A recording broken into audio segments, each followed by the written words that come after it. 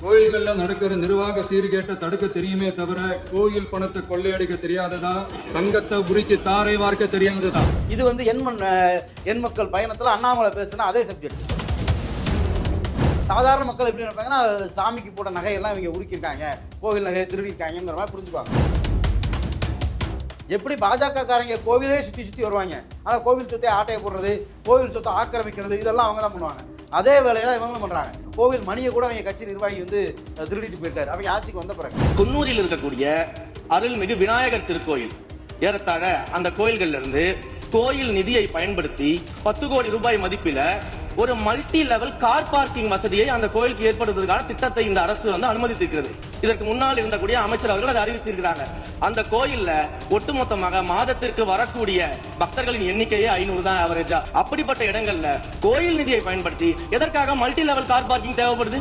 40,000 கோவில்களுக்கு மேல ஆண்டுக்கு 10,000 ரூபாய் கூட வருமானம் வராத கோவில். சிறு சிறு கோவில்கள் பெரிய கோவிலாகவும் இருக்கும், வருமானம் வராது. இப்ப நேற்று அவர் குறிப்பிட்டு சொல்றாருல, அருள்மிகு விநாயகர் கோவில் குன்னூர்னு, அந்த கோவில் அவரே சொல்றாரு 500 பேர் தான் வரக்கூடியது. அப்ப 500 பக்தர்கள் வரக்கூடிய அந்த கோவில் உண்டியல் பணத்தை எடுத்தா இந்த கார் பார்க்கிங் கட்ட போறாங்க. சிதம்பரம் நடராஜர் கோவிலுக்கு நீங்க காசு கொடுத்து தான் கடையை போட முடியும்.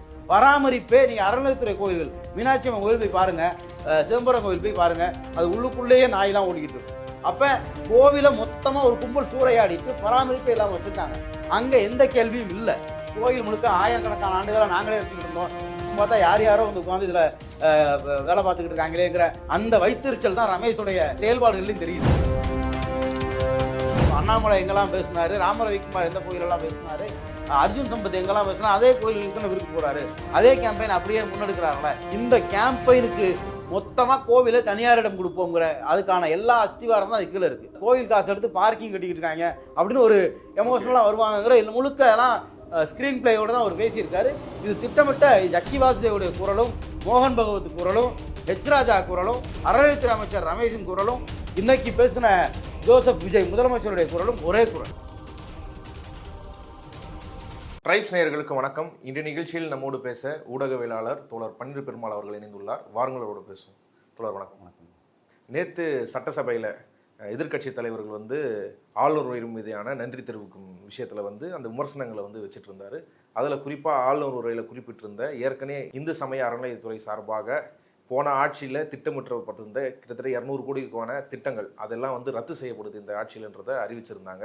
அது தொடர்பாக பேசினவங்க எதிர்க்கட்சி தலைவர் குறிப்பிட்டே சொல்லியிருந்தாரு, மத ரீதியான விஷயங்கள் தாண்டி, இந்து மத புனிதம் அது சம்பந்தமான விஷயங்கள் தாண்டி வேறு எதுக்கும் செலவு செய்யப்படாதுன்ற ஆர்எஸ்எஸ் கருத்து தான் சொல்ல வரீங்களா? பள்ளி கல்லூரியில் எதுவுமே இனிமே அறநிலை பணத்திலிருந்து கட்டப்படாதுன்றது தான் சொல்ல வரீங்களா அப்படின்ற விமர்சனத்தை முன் வச்சிருந்தாரு. அதுக்கு பதிலளித்த இந்து சமய அறநிலையத்துறை அமைச்சர் ரமேஷ் அவர் என்ன சொன்னார்னா, கோயில் நிதியை பயன்படுத்தி 10 கோடி ரூபாய்க்கு 10 கோடி ரூபாய் மதிப்பில ஒரு மல்டி லெவல் கார் பார்க்கிங் வசதியை அந்த கோயிலுக்கு ஏற்படுவதற்கான திட்டத்தை இந்த அரசு அனுமதித்திருக்கிறது. இதற்கு முன்னால் இருந்தக்கூடிய அமைச்சர் அவர்கள் அதை அறிவித்திருக்கிறாங்க. அந்த கோயில்ல ஒட்டுமொத்தமாக மாதத்திற்கு வரக்கூடிய பக்தர்களின் எண்ணிக்கையே 500 தான் ஆவரேஜா. அதே போல அந்த கோவில்களுக்கு அடிப்படையில கழிப்பறை வசதி கூட கிடையாது. இது மட்டும் இல்ல, குன்னூர் மற்றும் உதகையை சுற்றி இருக்கக்கூடிய அனைத்து பகுதிகளிலும் இருக்கக்கூடிய 50 கோவில்கள்ல பேசிக்கா இருக்கக்கூடிய டாய்லெட் ஃபெசிலிட்டிஸ் கூட அங்க இருக்கக்கூடிய கோயில்களுக்கு கிடையாது. அப்படிப்பட்ட இடங்கள்ல கோயில் நிதியை பயன்படுத்தி எதற்காக மல்டி லெவல் கார் பார்க்கிங் தேவைப்படுது? பெரும்பான்மை கோயில்ல அடிப்படை வசதிகளே கிடையாது, கழிவறைகள் கூட கிடையாது. ஆனா கோயில் சொத்தை எடுத்து வியாபாரமாக்குறது, அதுலேருந்து வருமானத்தை பெறட்டுறது, அப்படி கொள்ளடிக்கிறது அப்படின்றத தான் செய்கிறாங்களே தவிர 500 பேர் போகிற கோயில், குறிப்பாக அந்த மல்டி லெவல் கார் பார்க்கிங்லாம் கட்டணும், அப்போ இது தேவையற்றது அப்படின்றத வழங்க கொடுத்தாரு. இன்னைக்கு சட்டசபையில் பேசின முதல்வர் விஜய் அவர்கள் கூட என்ன சொன்னார்னா, கோயில்கள்ல நடக்கிற நிர்வாக சீர்கேட்டை தடுக்க தெரியுமே தவிர கோயில் பணத்தை கொள்ளையடிக்க தெரியாதுதான், தங்கத்தை உருக்கி தாரை வார்க்க தெரியாதுதான். எங்களுக்கு சீர்கேடுகளை தான் சரி செய்ய தெரியும் நிர்வாகத்தில் இருக்கிறத, ஆனால் அவங்கள மீறி தங்கத்தை உருக்கிறது, கோயில் சொத்து ஆட்டை போடுறது, இதெல்லாம் எங்களுக்கு தெரியாது அப்படின்ற ஒரு விமர்சனத்தை வச்சுருந்தாங்க. என்ன நடந்துட்டு இருக்கு அந்த துறையில்? இப்போ நேற்று பேசுகிறப்ப அவங்க அமைச்சர் ரமேஷ் நாங்கள் யாருடைய வீட்டியமும் கிடையாது அப்படின்னு சொன்னார். ஆனால் இவங்களுடைய இந்த செயல்பாடுகள், இவங்களுடைய பிரச்சாரம்லாம் இருக்கல, இது முழுக்க ஆர்எஸ்எஸ் ஒரு 50 ஆண்டுகளாக செஞ்சுட்டு இருக்கக்கூடிய பிரச்சாரத்தை தான் நேற்று அமைச்சரும் அறநிலையத்துறை அமைச்சரும் சட்டசபையில் பேசுகிறார். நாங்கள் இந்த பள்ளி கல்லூரிகளுக்கெல்லாம் எதிர்ப்பு தெரிவிக்கல, ஆனால் கமர்ஷியல் நோக்கங்களுக்காக நீங்கள் கோவில் ஃபண்ட் எடுத்து பண்ணக்கூடாது, 10 கோடி ரூபா கோவில் ஃபண்ட் எடுத்து எப்படி நீங்கள் கட்டலாம், அப்படின்னு கேட்குறப்ப அப்போ முன்னாள் அறநிலையத்துறை அமைச்சர் சொல்கிறார், அது சட்டமன்ற உறுப்பினருடைய கோரிக்கை, நகராட்சியிலேருந்து கோரிக்கை வச்சாங்க, அங்கே நிறைய கூட்ட நெருக்கடி இருக்குது, அதன் அடிப்படையில் அது ஒதுக்கப்பட்டுச்சு அப்படின்னு. அதுக்கு நீங்கள் நிலத்தை குத்தகைக்கு கொடுக்கலாமே, அதிலே எப்படி கட்டடம் கட்டலாம்லாம் அவர் பேசினார். அடிப்படையில் வந்து இந்த மாதிரியான பேசுகிறதுலாம் இருக்குல்ல, கமர்ஷியலைஸாக பண்ணுறாங்க, கோவிலை வந்து வணிக நோக்கமாக்குறாங்க, இந்த பிரச்சாரம் அப்படிங்கிறது ரொம்ப நாளாக ஆர்எஸ்எஸ் பண்ணிக்கிட்டு இருக்கக்கூடியது. சமீப காலமாக ரொம்ப தீவிரமாக லாஸ்ட்டாக ஒரு 10 வருஷமாக பண்ணிக்கிட்டு இருக்காங்க. இது வந்து மீட்கும் இயக்கம், கோவிலை மீட்கும் இயக்கம், ஜக்கி வாசுதேவிலிருந்து சந்தானம் வரைக்கும் நிறைய பேர் அந்த பிரச்சாரத்தை முன்னெடுத்தாங்க. அதைத்தான் வந்து அறநிலையத்துறையும் இந்த அரசுமே முன்னெடுக்குது அப்படின்னா இவங்களுடைய செயல்பாடுகள்லேருந்து பேசுகிற விளக்கத்தில் இருந்துமே நம்ம புரிஞ்சுக்க முடியும். இப்போ கோவில்கள் சாதாரணமாக மக்களுக்கு எப்படி புரிஞ்சுக்குவாங்க அப்படின்னா, நாம் வந்து ரொம்ப பெரிய கோவில்களுக்கு போவோம், பிரபலமான திருச்செந்தூர், திருத்தணி, திருவண்ணாமலை, பழனி, மீனாட்சி அம்மன் பெரிய கோவில்களுக்கு போவோம். அங்கே கூட்டம் நிறைய இருக்கும், அங்கே பெரிய பெரிய உண்டியல்கள் வச்சுருப்பாங்க, அங்கே வந்து கட்டண தரிசனம் இருக்கும், அர்ச்சனைக்கு தனியாக கட்டணம் வாங்குவாங்க. அப்போ இதெல்லாம் வந்து கோவிலுடைய வருமானம். இந்து சமய அறநிலையத்துறை இந்த மாதிரி வரக்கூடிய வருமானத்தை எடுத்து அவங்க வியாபாரம் பார்க்குறதுக்கு வணிக நோக்கத்தில் வெறுங்க அவர் பொதுவாக சொல்கிறார், கமர்ஷியலைஸ் பெர்ஸ்பெக்டிவ் அப்படிங்கிறார், வணிக நோக்கத்தில் அதை பயன்படுத்துகிறாங்க. கோவிலுக்கு நாம் உண்டியலுக்கு நம்ம சாமிக்கு தான் போடுறோம், முருகனுக்கு போடுற பணத்தை எடுத்து இவங்க இப்படி வியாபாரம் பார்க்கலாமாங்கிற ஒரு ஒப்பீனியனை தான் ஆர்எஸ்எஸும் பாஜகவும் ரொம்ப நாளாக பயன்படுத்திக்கிட்டு இருக்கக்கூடியது. அதை தான் இவரும் சொல்கிறாரு. இதில் நம்ம புரிஞ்சிக்க வேண்டியது என்ன அப்படின்னா, தமிழ்நாட்டில் அறநிலையத்துறைக்கு கீழே 46,000க்கு மேற்பட்ட 46,334 கோவில் இருக்குது. அதில் 10 லட்சம் ரூபாய்க்கு மேலே வருமானம் வர்ற கோவில், இப்போ நம்ம பொதுமக்கள்லாம் நம்ம அதிகமாக போகிறோம்ல இந்த பழனி மாதிரியான கோவில்கள், அது வெறும் 584 தான். 10 லட்சம் ரூபாய்க்கு உள்ள, 2 லட்சத்துலேருந்து 10 லட்சம் ரூபாய்க்கு உள்ள வருமானம் வரக்கூடிய கோவில்கள் அப்படின்னு எடுத்து பார்த்தோம்னா அது ஒரு 619 கோவில் தான். 2 லட்சம் ரூபாய் வரைக்கும் வருமானம் வரக்கூடிய கோவில்கள் பார்த்தா ஒரு 3800 கோவில் தான். கிட்டத்தட்ட ஒரு 40,000 கோவில்களுக்கு மேலே ஆண்டுக்கு 10,000 ரூபாய் கூட வருமானம் வராத கோவில், சிறு சிறு கோவில்கள். பெரிய கோவிலாகவும் இருக்கும், வருமானம் வராது, பக்தர்கள் வரமாட்டாங்க, அந்த கோவில்களுக்கு பெரிய சொத்தும் இருக்காது, அந்த மாதிரியான கோவில்கள். இப்போ நேற்று அவர் குறிப்பிட்டு சொல்கிறார்ல, அருள்மிகு விநாயகர் கோவில் குன்னூர்னு, அந்த கோவில் அவரே சொல்கிறாரு 500 பேர் தான் வரக்கூடியது. அப்போ 500 பக்தர்கள் வரக்கூடிய அந்த கோவில் உண்டியல் பணத்தை எடுத்தா இந்த கார் பார்க்கிங் கட்ட போகிறாங்க, 10 கோடி ரூபாய் வராது. அப்போ அந்த கோவில் வந்து 2வது பட்டியலில் இருக்குது. ஆண்டுக்கு 10 லட்சம் ரூபாய்க்கு உள்ள வருமானம் வரக்கூடிய கோவில், ஆண்டுக்கு 10 லட்சம் ரூபாய்க்கு உள்ள அப்படிங்கிறது அந்த கோவில் பராமரிப்புக்கே அந்த பணம் பத்தாது. அங்கே நடக்கக்கூடிய பூஜை, திருவிழாக்கள், வரக்கூடிய பக்தர்களுக்கு தேவையான விஷயங்கள், இதுக்கே அது பத்தாது. அந்த கோவிலுக்குன்னு பெரிய சொத்துக்களும் கிடையாது. இப்போ பெரிய மடங்களுக்கு, மீனாட்சி அம்மன் கோவிலுக்கோ இல்லை நெல்லையப்பர் கோவிலுக்கோ இருக்கிற மாதிரி ஆயிரக்கணக்கான நூற்றுக்கணக்கான ஏக்கர் நிலமும் கிடையாது. அதுக்கு குன்னூர் நகராட்சிக்குள்ளே ஒரு 3 இடத்துல நிலம் இருக்குது, 3மே சேர்ந்து 1 ஹெக்டருக்கு கூட வராது, ரொம்ப சின்ன இடம். அப்போ அந்த இடத்துல நகராட்சியுடைய வேண்டுகோளை இப்போ ஒரு கார் பார்க்கிங் கட்டுறாங்க. கார் பார்க்கிங் கட்டுறப்ப அந்த கோவிலுக்கு காசு வரும், அந்த கார் பார்க்கிங்கான வருமானம் அந்த கோவில் நிதியில் சேரும். அந்த நீலகிரி மாவட்டத்தில் 31 கோவில் வந்து ஆண்டுக்கு அந்த 2 லட்சத்துக்கும் உள்ள 10,000த்துக்கும் உள்ள 10,000 ரூபாய் கூட வருமானம் வராத கோவில் நீலகிரி மாவட்டத்திலே 31 கோவில் இருக்குது. அறநிலையத்துறை வந்து இந்த வருமானம் வரக்கூடிய இந்த 3000 கோவில்களை மட்டும் நிர்வகிக்கல, தமிழ்நாடு முழுக்க கோவில்களில் ஒரு கால பூஜையை உத்தரவாதப்பட்டிருக்காங்க. ஒரு நேரம் அன்னதானம் போன ஆட்சியில் குடமுழுக்கே ஆயிரக்கணக்கான கோவில்களுக்கு நடத்தப்பட்டுச்சு. அடுத்து 3 வேளை அன்னதானம், பூசாரிகள் நலவாரியம், இப்படி பல விஷயங்கள் வந்து பண்ணிக்கிட்டு இருக்காங்க. அப்போ அர்ச்சகர் பள்ளி, ஓதுவார் பள்ளி, அங்கே இருக்கக்கூடிய அந்த இசை கலைஞர்களுக்கான படி, இப்படி பல விஷயங்கள் பண்ணிக்கிட்டு இருக்காங்க. அப்போ இந்த பணமெல்லாம் எங்கேருந்து வருதுன்னா இந்த உண்டியல் பணங்கள்லேருந்து மட்டும் வர்றதில்லை, நாம் அர்ச்சனைக்கு போடக்கூடிய கட்டணத்திலிருந்தோ இதுக்குள்ளேருந்து மட்டும் வர்றதில்லை. இது கோவிலுக்கு இருக்கக்கூடிய சொத்தை குத்தகைக்கு விடுறது, கோவிலுடைய நிலங்களில் வணிக வளாகங்கள், இப்போ எல்லா கோவில்களுக்கு வெளியிலையுமே கடைகள் இருக்கும். அப்போ கோவில் நிலத்தில் கட்டப்பட்ட கடைகளுக்கான வாடகை, கோவில் நிலத்தில் குடியிருப்புகள் இருக்குது, அப்போ அந்த அப்போ அந்த குடியிருப்புகள்லேருந்து வரக்கூடிய வாடகை, இப்படி வரக்கூடிய நிதியில் இருந்து தான் கோவிலுக்கு செலவிடப்படுது. இது இல்லாமல் ஒவ்வொரு ஆண்டும் கோவிலுக்கு அரசு செலவு பண்ணுது.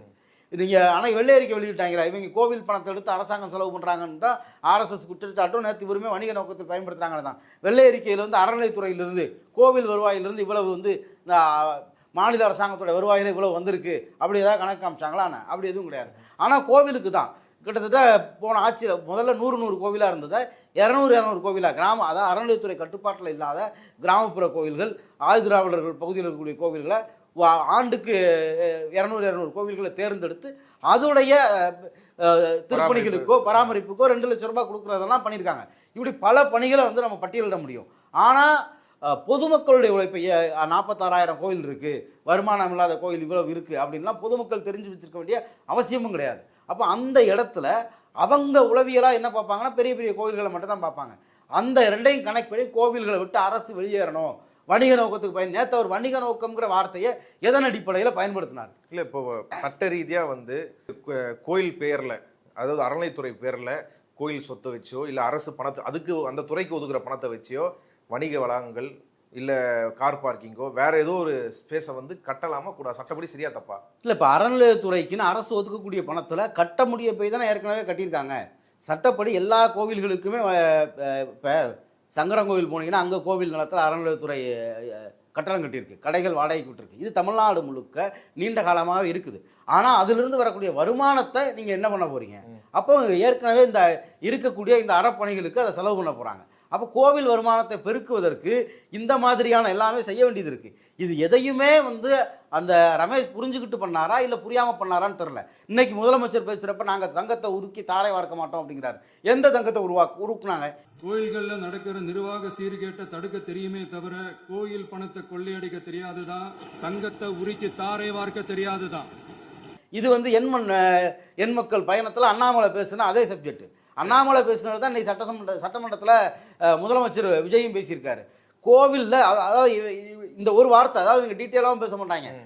தங்கத்தை உருக்கி தாரை வார்க்க மாட்டோம்னா அப்போ அம்மனுக்கு போட்ட நகையெல்லாம் இவங்க உருக்கிட்டாங்க. ஒரு கேட்சியான சாதாரண மக்கள் எப்படி நினைப்பாங்கன்னா சாமிக்கு போட்ட நகையெல்லாம் இவங்க உருக்கியிருக்காங்க, கோவில் நகையை திருடியிருக்காங்கிற மாதிரி புரிஞ்சுக்குவாங்க.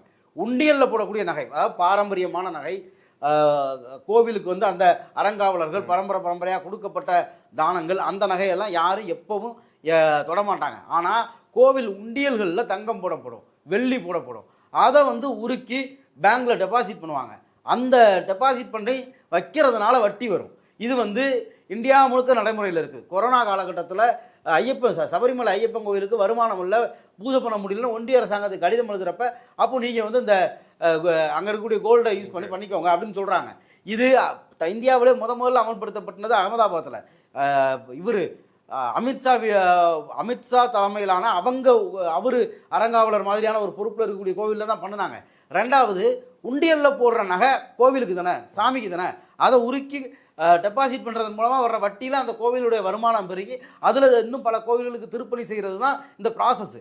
இந்த ப்ராசஸ்ஸு விஜய்க்கும் தெரியாது, அறநிலையத்துறை அமைச்சருக்கும் தெரியாது. இவங்க 2 பேரும் அந்த ஏற்கனவே இவங்க பார்த்துருப்பாங்க போல். அண்ணாமலை வீடியோவாக பார்க்குற பழக்கம் வந்து விஜய்க்கு இருக்குங்கிறது இன்றைக்கி அவருடைய ஸ்பீச்சிலேருந்தே தெரிஞ்சுக்குது. எங்களுக்கு வந்து கோவில் நகையை வந்து கொள்ளையடிக்க தெரியாதெல்லாம் அவர் பேசிக்கிட்டு இருக்காரு. கோவில் மணியை கூட அவங்க கட்சி நிர்வாகி வந்து திருடிட்டு போயிருக்காரு அவங்க ஆட்சிக்கு வந்த பிறகு. அப்போ எல்லா இடத்துலையும் இந்த திருடு வேலை பண்ணுறது இவங்களா. எப்படி பாஜகக்காரங்க கோவிலே சுற்றி வருவாங்க, ஆனால் கோவில் சொத்தை ஆட்டையை போடுறது, கோவில் சொத்தை ஆக்கிரமிக்கிறது, இதெல்லாம் அவங்க தான் பண்ணுவாங்க. அதே வேலையை தான் இவங்களும் பண்ணுறாங்க. இன்னொன்று, பாஜகவை நார்மலைஸ் பண்ணக்கூடிய ஆர்எஸ்எஸ் உடைய கேம்பெயினை நார்மலைஸ் பண்ணக்கூடிய வேலையை தொடர்ந்து இந்த அரசாங்கம் பண்ணிக்கிட்டு இருக்கு. அது அறநிலையத்துறையில் அமைச்சர் பண்ணதாக நேற்று ஆரம்பித்ததுலேருந்து இன்றைக்கி பேசினது தான். நேற்று வந்து அவர் அமைச்சர் வன்னியரசுக்கு வந்து ஒன்றிய அரசுக்கு நிதி குறித்து கேள்வி எழுப்புறப்ப சபாநாயகர் தடுத்து நிறுத்துறாரு. ஆனால் இன்னைக்கு வந்து நாங்கள் ஒன்றிய அரசாங்கத்தோட இணக்கமாக போய் ஜல்ஜீவன் மிஷனுடைய 2வது பார்ட்டை வந்து தொடங்க போகிறோம், நாங்கள் வந்து ஏற்கனவே 2 வருஷமாக வராத நிதியை வாங்கியிருக்கிற மாதிரி அவர் பேசுகிறாரு. ஒன்றிய அரசு ஜல்ஜீவன் மிஷனோட வெப்சைட்டில் போய் பாருங்கள். இந்த நிதியாண்டுக்கு இன்னும் அவங்க எந்த மாநிலத்துக்குமே நிதி கொடுக்கல. ஒன்றிய அரசாங்கம் நிதி கொடுக்கவே இல்லை இன்னும் ஜல்ஜீவன் மிஷனுக்கு இந்த நிதியாண்டுக்கு. அதுக்குள்ளே அவங்கள பாராட்டுறாங்க. அப்போ நேற்று வந்து தராத நிதியை வன்னியரசு கேட்கறதுக்கு சபையில் அனுமதி இல்லை, தராத நிதிக்கு முதலமைச்சர் பாராட்டுறதுக்கு அனுமதி இருக்கு. பாஜக எம்எல்ஏ நேற்று அதான் செஞ்சாரு. அப்போ நேற்று பாஜக எம்எல்ஏ பண்ணதை இன்னைக்கு முதலமைச்சர் பண்றாரு. நீங்க ஜல்ஜீவன் மிஷன்ல ஏற்கனவே 3500 கோடி வர வேண்டியது இருக்கு, அதை வாங்கிட்டீங்களா? அதை அவங்க கொடுத்துட்டாங்களா? இதுவும் 2 ஆண்டுகளாக வராத நிதி. இவங்க என்ன நரேஷன் செட் பண்ண பார்க்குறாங்கன்னா, இன்றைக்கி அவர் அதான் பேசுகிறாரு. எங்களுக்கு அவர் கொள்கை எதிரியாக இருந்தாலும் நாங்கள் நிர்வாக ரீதியாக அவங்களோட வந்து ஒத்துப்போவோம். ஒரு அரசு அப்படி தானே இருக்க முடியும். அரசியல் ரீதியாக இருக்கிற பிரச்சனை இல்லை, அரசியல் ரீதியாக இருக்கிற பிரச்சனை இருக்கும். ஆனால் நீங்கள் உங்களுக்கு வாங்காத நிதியை வாங்கிட்டோம்ங்கிறீங்களே. அரசியல் நிர்வாக ரீதியாக நீங்கள் எதை விட்டு கொடுக்க போகிறீங்க? இப்போ நிர்வாக ரீதியாக நாங்கள் கல்வி நிதி வாங்குறதுக்காக பிஎம்சி திட்டத்தை ஏற்றுக்கிறோம் அப்படின்னு சொல்லிடுவீங்களா? அப்போ எந்த இடம் வந்து நீங்கள் சமரசம் பண்ணக்கூடிய இடம்னு வருது. வாங்காத நிதிக்கு பாராட்டு தெரிவிக்க வேண்டிய தேவை விஜய்க்கு எங்கேருந்து வந்துச்சுங்கிறதா நம்மளுடைய கேள்வியாக இருக்குது. ஓகே, இப்போ நீங்க பாஜகவோட ஆர்எஸ்எஸோட அவங்களோட ஐடியாலஜியை வந்து இவங்க வந்து சிம்பிளிஃபை பண்றாங்க, மக்களுக்கு எளிமையாக கொண்டு போறாங்க, அதை தான் இவங்களும் செய்யறாங்க. ஆர்எஸ்எஸ் என்ன தெரிவித்தோ அதுதான் அமைச்சர் செய்யறான்னு சொல்றீங்க. ஆனா பாஜகவும் ஆர்எஸ்எஸ்ஸா இருக்கட்டும், இவங்க வந்து திமுக இந்து விரோதி, அதாவது இந்த கோயில் சொத்துக்களை திருடுற குற்றச்சாட்டை அவங்கள வைக்கிறாங்க. கோயில்களில் வந்து பள்ளிகள் கல்லூரிகள் கட்டுறாங்க, இதில் வந்து இந்து மாணவர்கள் மட்டும் தான் படிப்பாங்களா, மற்றவர்களும் படிப்பாங்க அப்படின்ற அது ஒரு இந்து விரோதின்ற ஒரு டேர்மை முன் வச்சு தான் விமர்சிக்கிறாங்க. இவங்க அப்படி விமர்சிக்கல, இவங்க ஊழல் அப்படின்னு குற்றச்சாட்ட வராங்க. அதே மாதிரி பள்ளி கல்வியில இப்போ எடப்பாடி அவர்கள் கூட போன ஆட்சியில் வந்து சொன்னாரு, அது எப்படி ஒரு இந்த கோயிலோட சொத்துல இருந்து வந்து ஸ்கூல் காலேஜ் கட்டலாம்னு சொல்லி அவங்க அந்த டோன்ல கூட இவங்க பேசல, ஸ்கூல் காலேஜும் கட்டுவோம், அதை பத்தி நாங்க பேசல அப்படின்றாங்க. இல்ல, இவங்க ஊழல்னு சொல்றதுக்கு முன்னாடியே கோவிலை வணிகமயமாக்குறார்கள். இந்த இடம் இருக்குல்ல, இந்த வார்த்தை வந்து 50 வருஷமா ஆர்எஸ்எஸ் பண்ணின பிரச்சாரம். இவர் அதைத்தான் அறநிலையத்துறை அமைச்சர் கமர்ஷியலைஸ் பண்ணுறாங்க அப்படின்னு சொல்கிறாரு. கோவிலை வணிகமயமாக்குனாங்கன்னா என்ன வணிகமயமாக்குனாங்க? கோவிலை விற்றுட்டாங்களா? கோவில் சொத்தை விற்றுருக்காங்களா? கோவிலுக்கு கூடுதலாக வருமானம் வருவதற்கு ஒரு வழி பண்ணுறாங்க. அந்த ஊர் குன்னூர் வந்து ஊட்டி வந்து உண்மையிலே அந்த பகுதி வந்து ரொம்ப டிராஃபிக்கான இடமா இருக்குது. அந்த மக்களுக்கே அந்த ஒரு கோரிக்கை இருக்குல்ல, அந்த மக்களுக்கும் கோரிக்கை இருக்குது. மக்களுக்கு கோரிக்கை இருந்தால் இவங்க என்ன சொல்லுவாங்கன்னா நகராட்சி கட்டி கொடுக்க வேண்டியதுனே, கோவில் நிலத்தை நகராட்சிக்கு குத்தகைக்கு கொடுக்கலாமா, அவங்க அதில் பார்க்கிங் கட்டுவாங்களாம். ஆனால் அதில் வந்து அறநிலையத்துறை வந்து பார்க்கிங் கட்டக்கூடாது, அது கோவில் நிதிங்கிறாரு. இந்த வார்த்தைகள் இருக்குல்ல, போன முறை இதே கேம்பெயின் பண்ணாங்க. பண்ணாரியம்மன் கோவில் உண்டியல் பணத்தை எடுத்து அதிகாரிகளுக்கு கார் வாங்கிட்டாங்க, கோவில் உண்டியல் பணத்தை எடுத்து அதிகாரிகளுக்கு சம்பளம் போடுறாங்க, இந்த கேம்பெயினை பண்ணாங்க. பண்ணாரியம்மன் கோவிலில் அந்த லாஸ்ட்டு 2-3 வருஷமாக வந்த உண்டியல் பணத்தை விட அந்த கோவிலுக்கு 4 வாசல்லையும் ராஜகோபுரம் கட்டுறதுக்கு செலவிடப்பட்ட நிதி அதிகம். இதே மாதிரி தான் மண்டக்காடில் கேம்பெயின் பண்ணாங்க. மண்டக்காடில் அந்த கொரோனா காலகட்டத்தில் ஏற்பட்ட தீ விபத்தை சரி பண்ணுறதுக்கு மாநில அரசாங்கம் செலவு பண்ண நிதியை விட அவங்களுடைய 5 ஆண்டு கால உண்டியல் பணமும் கம்மி. அப்போ கோவில் வருமானத்தை தாண்டி கோவிலுக்கு அரசு செலவு பண்ணிகிட்டு இருக்கு. ஆனால் நீங்கள் கோவிலை கமர்ஷியலைஸ் பண்ணுறீங்கன்னு திரும்ப ஒரு தப்பான பிரச்சாரத்தை முன்னெடுத்துக்கிட்டே இருக்கீங்க. இந்த தப்பான பிரச்சாரம் அப்படிங்கிறது யாருடைய பிரச்சாரம்னா ஆர்எஸ்எஸ் உடைய பிரச்சாரம். நீங்கள் வந்து பிரசித்தி பெற்ற வருமானம் இருக்கக்கூடிய கோவில்களுக்கு போய் ஆய்வு பண்ணுறீங்களே, வருமானம் இல்லாத கோயிலில் ஒரு கால பூஜை நடந்துட்டு இருக்குல்ல, அங்கே எத்தனை கோயிலுக்கு இவர் போனார்? ரெண்டாவது இந்த பிரச்சாரம் சொல்கிறாங்களே, நாங்கள் வந்து எல்லோரையும் சமமாக நடத்துவோம் அப்படின்னு. திருவண்ணாமலை கோயிலுக்கு அனிருத் போனார்ல, அவர் வரிசையில் நின்று தான் போனாரா? அமைச்சர் வரிசையில் நின்று ரீல்ஸ் போட்டார்ல, நானே வரிசையில் தான் நிற்கிறேன் அப்படின்னு. அப்போ அனிருத் எப்படி போனார்? அவர் வரிசையில் நின்று தான் போனாரா? அது ஏதாவது புரியல. அப்போ நாங்கள் வந்து அதை சரி பண்ணிட்டோம்னு ஒரு கதை விடுறீங்க. ஒரு 10 நிமிஷம் அமைச்சர் வந்து லைனில் நின்றுட்டு ஒரு ரீல்ஸு. நான் திரும்ப சொல்கிறது, இந்த அமைச்சர் வந்து ரீல்ஸுக்காக வேலை செய்கிறத விட்டுட்டு அறநிலை இந்த முறுக்கு கடைக்கு போனது, மொட்டை போடுற இடத்துல போய் ரீல்ஸ் எடுத்ததெல்லாம் விட்டுட்டு ஒரு அறநிலையத்துறையை என்ன அது எப்படி செயல்படுதுன்னா அவர் படிச்சிருக்கலாம். அப்படி படிக்காதோடைய விளைவு தான் அவர் இப்படி தப்பாக பேசுகிறதா, இல்லை அவர் உண்மையிலே ஆர்எஸ்எஸ்காரரா, ஆர்எஸ்எஸ் மூலையில் இருந்து தான் அவர் யோசிக்கிறாராங்கிற கேள்வி இருக்குது. ஒரு அமைச்சருடைய வேலை லைனில் நிற்கிறதா? அவர் பல ட்விட்டர்லாம் இந்து முன்னணி கொடிகள் இருந்தது. ஆமாம், பழைய ட்விட்டர்லாம் இருந்துச்சு. அவர் அந்த தமிழ் அர்ச்சனைக்கு எதிராக பேசியிருக்காரு, ராமர் கோயில் ஆதரித்து பேசியிருக்காரு. இப்படியெல்லாம் பின்னணி கொண்ட ஒருத்தர் அறநிலையத்துறை அமைச்சராக இருந்துட்டு ஆர்எஸ்எஸ் வார்த்தையை அதே வணிகமயமாக்கல் அப்படிங்கிற வார்த்தையை பயன்படுத்தும் போது இது முழுக்க ஆர்எஸ்எஸ் உடைய அஜெண்டான தான் நம்ம புரிஞ்சுக்க வேண்டியது. ஓகே, அதேமாரி ஏற்கனவே இந்து சமய அறநிலையத்துறை வந்து அந்த பணங்களை வச்சு மண்டபங்கள் கட்டுறதோ பள்ளி கல்வி கட்டுறதோ இந்த மாதிரி வேற விஷயங்களுக்கு ஈடுபடக்கூடாதுன்னு பல கோர்ட்டில் வந்து கேஸ் போட்டிருக்கிறாங்க, ஸ்டே ஆர்டர் வாங்கியிருக்கிறாங்க. அதெல்லாம் வந்து இவங்க சொல்லக்கூடிய கொள்கைக்கு எதிராக இருக்கக்கூடிய விஷயங்கள். ஆனால் அந்த ஸ்டே ஆர்டருக்கு எதிராக அப்பீல் போகக்கூடாது அப்படின்ற இந்த அரசு முடிவு இருக்கிறது. அந்த வழக்குகளை போட்டது யாரு? நீண்ட காலமாக இந்த அறநிலையத்துறைக்கு எதிராக செயல்பட்டு இருக்கக்கூடியவங்க. திருப்பரங்குன்றத்தில் வழக்கு போட்ட அதே ராமர் குமார் அதில் வழக்கு போட்டிருக்காரு.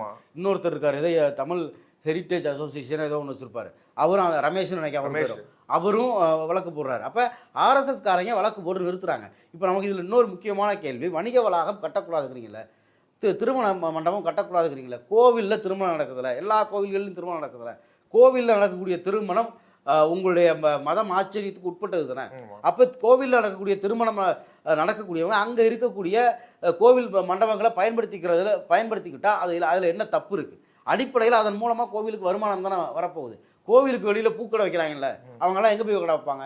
கோவிலுக்கு வெளியில் வேறு கடைகள் இருக்குல்ல, செருப்பு டோக்கன்லேருந்து பத்தி பழம்னு எல்லாமே அந்த இவங்களுக்கு வரக்கூடிய பக்தர்களுக்கு சாப்பாடு விற்கிற கடைகளே இருக்குது, ஹோட்டலே இருக்குது. அப்போ இதெல்லாம் வந்து பக்தர்களுக்கான சேவைக்கு உள்ளே வருமா, வணிக நோக்கத்துக்குள்ளே வருமா?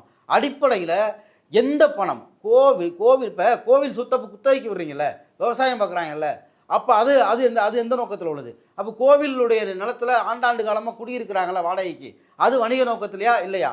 இது எல்லாமே எங்கே போகும் அப்படின்னா, இந்த இவன் கோவிலை வந்து வணிகமயமாக்குறாங்கன்னு இந்த கேம்பெயின் பண்ணிகிட்டே இருக்காங்கல்ல, இந்த கேம்பெயினுக்கு மொத்தமாக கோவிலை தனியாரிடம் கொடுப்போங்கிற அதுக்கான எல்லா அஸ்திவாரம் தான் அது கீழே இருக்குது. கோவிலை நீங்கள் தனியார்கிட்ட கொடுத்தீங்கன்னா மீதி ஒரு 40,000 கோவில் இருக்குல்ல, அதை எந்த தனியார் வந்து நிர்வகிப்பார்?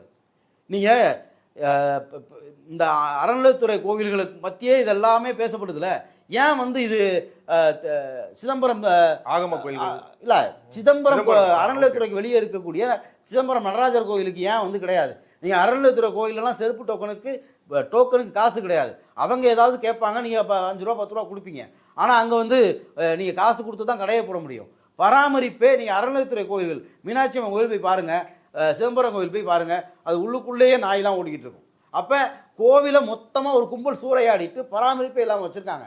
அங்கே எந்த கேள்வியும் இல்லை. சிதம்பரம் நடராஜ கோயிலில் அப்பட்டமா பல விஷயம் ஏலம் வர்றதுலேருந்து பல முறைகள் ஏலம் விடுறதுலேருந்து அந்த கோவில் சொத்து காணாமல் போகிறதுலேருந்து வருமானத்துக்கு முறையான டாக்குமெண்ட் எதுவுமே கிடையாது. இவர் பேசுகிறார்கள இப்போ வெளிப்படைத்தன்மையாக டாக்குமெண்ட்டை கணினிமயமாக்குவோம்னு, அது ஏற்கனவே எந்தெந்த கோயிலுக்கு எவ்வளோ சொத்து இருக்குது, எந்தெந்த நீதிமன்றத்தில் என்னென்ன வழக்கு இருக்குது, எல்லாமே அறநிலையத்துறை வெப்சைட்லேயே இருக்குது. 40 நாளில் அவர் அறநிலையத்துறை வெப்சைட்டு கூட பார்க்காம இன்னும் ஆர்எஸ்எஸ்காரங்க எழுதி கொடுத்தது தான் அவர் பேசிகிட்டு இருக்காரு, அவர் எழுதி கொடுத்தது தான் இவர் பேசிகிட்டு இருக்காருங்கிறது தான் நம்ம இதில் புரிஞ்சுக்கல. தவறாக புரிஞ்சுக்கல, கிளியராக வந்து ஆர்எஸ்எஸ் ஐடியாலஜி தான் செயல்படுத்துறாங்க. கிளியராக அந்த வணிகமயமாக்கல் அப்படிங்கிற அந்த வார்த்தை இருக்குல்ல, தப்ப அவர் வந்து தவறாக புரிஞ்சுக்கிறதா இருந்தால் அவர் எல்லா கோயிலுக்கும் போயிருப்பார். இப்போ சென்னையிலேயே வருமானம் இல்லாத கோயில்கள் எவ்வளவோ இருக்குது. அவர் திருச்செந்தூருக்கு போனார்ல, திருச்செந்தூரை சுற்றி இருக்க எல்லா கோயிலும் வருமானம் உள்ள கோயிலா? அங்கே நிறைய பெருமாள் கோயில் இருக்குது, நிறைய சிவன் கோயில் இருக்குது. திருச்செந்தூர்லேருந்து திருநெல்வேலி வரைக்கும் வரிசையாக அந்த ஆத்தக்கரை முழுக்க கோயில் இருக்குது. அதெல்லாம் நிறைய வருமானம் இல்லாத கோயில் தான். அப்படி எத்தனை கோயிலுக்கு இவர் போனார்? கரெக்டாக எங்கே போனால் விளம்பரம் வரும், எங்கே வந்து வழக்கமாக அண்ணாமலை எங்கெல்லாம் பேசினார், ராமரவிக்குமார் எந்த கோயிலெல்லாம் பேசினார், அர்ஜுன் சம்பத் எங்கெல்லாம் பேசினா அதே கோயில்களுக்கு தானே இவருக்கு போகிறாரு. அதே கேம்பெயின் அப்படியே முன்னெடுக்கிறாங்களே. நாங்கள் வந்து இப்போ நேற்று வெளிப்படையாக அறிவிப்போங்கிறாங்களே, போன அரசாங்கம் வந்து 200 கோவில்களை தேர்ந்தெடுத்து 2 லட்சம் ரூபாய் கொடுத்துச்சு. எங்கள் அரசாங்கம் வந்து 400 கிராமப்புற கோவில்களை தேர்ந்தெடுத்து 5 லட்சம் ரூபா கொடுப்போம்னு அறிவிங்களேன். திருப்பணி தானே செய்ய போகிறீங்க.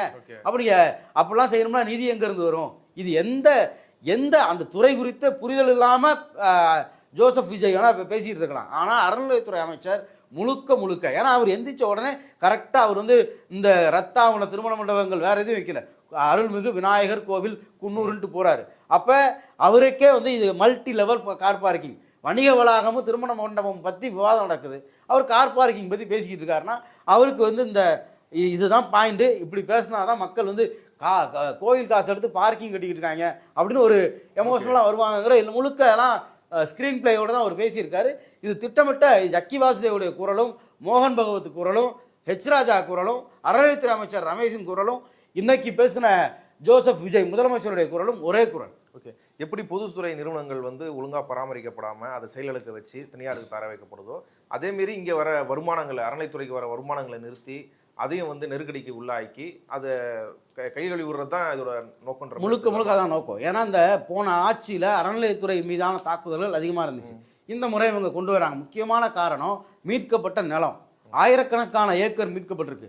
சென்னை மாநகராட்சிக்கு உள்ளேயே ஒரு பிரசித்தி பெற்ற அந்த PSS மேல்நிலைப்பள்ளி ஒரு ரொம்ப பிரபலமான கோவில், அவங்க ஆக்கிரமிச்சு வச்சிருந்த கிரவுண்டை மீட்டு எடுத்து அதை மாநகராட்சி கிரவுண்டாக மாற்றிருக்கு. இப்போ அந்த இடம் வந்து பொதுமக்கள் பயன்படுத்திக்கிட்டு இருக்காங்க, அந்த பகுதி மக்கள் பயன்படுத்திக்கிட்டு இருக்காங்க. இப்படி அதிகாரம் மிக்கவர்களிடமிருந்து போன ஆட்சியில் வந்து நிலம் மீட்கப்பட்டுச்சு. இவர் மொட்டை போடுறவர்கிட்ட 100 ரூபா வாங்குறதுக்கு ஃபைன் போடுவார், முறுக்கு கடையில் போய் ஆய்வு பண்ணுவார். நீங்கள் நிர்வாக சீர்கேடுகளை சரி பண்ணுவோங்கிறீங்களே, அரசியல்லையும் சமூகத்திலையும் அதிகாரமிக்கவர்களிடந்து நிலத்தை மீட்டது அது நிர்வாக சீர்கேடை சரி பண்ணுறதா, இல்லை முடிவெட்டுறவர்கிட்ட மொட்டை போடுறவர்கிட்ட 10 ரூபா 20 ரூபா வாங்குறத பறிக்கிறதா? எனக்கு அதை பார்க்குறப்ப ஒரு படத்தில், சந்தானம் படத்தில் காமெடி வரும், ஒரு ஐயர் வருவார், நான் தான் கொண்டு வந்து சேர்த்து விட்டேன், இப்போ பார்த்தா 5 சீட்டுக்கு மேலே 5க்கு 10 வாங்கி புல்லட் வாங்கிட்டான், நானும் எக்ஸல்லே சுற்றிக்கிட்டு இருக்கேன்னு. அந்த வைத்தறிச்சல் தான் ரமேஷோடைய குரல்லையும் ரமேஷோடைய பேச்சிலையும் அவருடைய செயல்பாடுகள்லையும் தெரியுது. கோயில் முழுக்க ஆயிரக்கணக்கான ஆண்டுகளாக நாங்களே வச்சுக்கிட்டு இருந்தோம், இப்போ பார்த்தா யாரோ வந்து உட்காந்து இதில் வேலை பார்த்துக்கிட்டு இருக்காங்களேங்கிற அந்த அடிப்படை தன்மை தான் அவருடைய செயல்பாடுகளில் நான் பார்க்குறேன். இவ்வளோ நேரம் இந்த விஷயம் குறித்து விரிவாக உங்கள் கருத்துக்களை பகிர்ந்து கொண்டதுக்கு நன்றி.